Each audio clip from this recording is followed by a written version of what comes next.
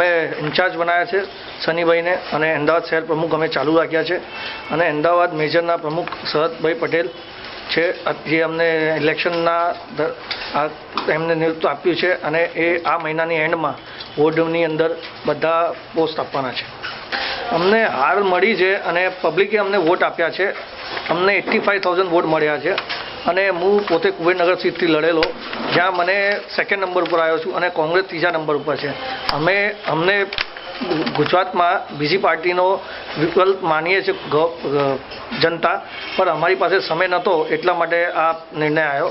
કોંગ્રેસે અમારી સાથે સવારે 7 વાગ્યા સુધી ગઠબંધન રાખવાનું કીધું, અને 7 વાગે તોડ્યું, એટલા માટે આ રિઝલ્ટ આવ્યો, નહીં તો અમારી સીટ કન્ફર્મ આવે.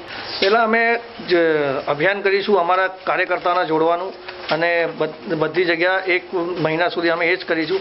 એના પછી અમે કોઈ પ્રોગ્રામ ઉપર વાત કરીશું.